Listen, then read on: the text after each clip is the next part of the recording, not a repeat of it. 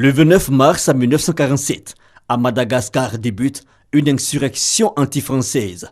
Cette insurrection a lieu de 1947 à 1948 sur l'île, alors colonie française. Cette crise est aujourd'hui considérée, après la crise indo-chinoise décembre 1946, comme l'un des signes avant-coureurs de la décolonisation en Afrique francophone.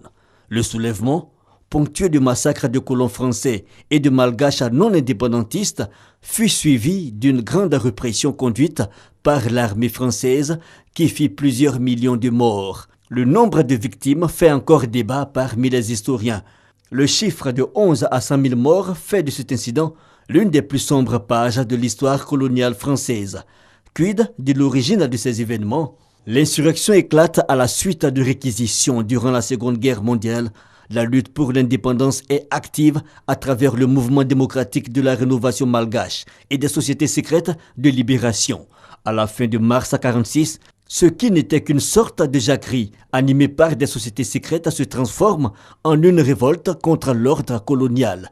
Les insurgés, initialement au nombre de 2000, voient rapidement leur effectif augmenter, rejoints par des paysans du sud de l'île. Ils sont bientôt 20 000 environ, munis de saguets, de couteaux et de haches, de talismans, de potions magiques concoctées par des sorciers. Ils attaquent de nuit les maisons de Français. Quelques 35 000 colons habitent alors Madagascar. Les troupes coloniales mettent 1 an pour venir à bout de la guérilla.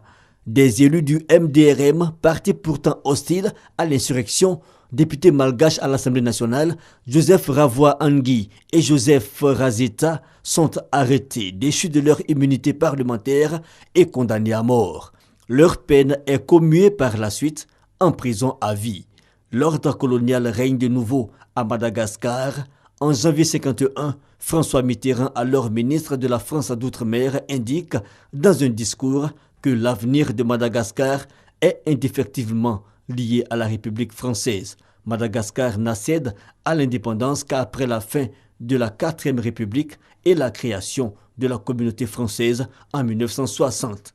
La sanglante insurrection est commémorée aujourd'hui chaque 29 mars à Madagascar depuis 1967 par un jour déclaré férié.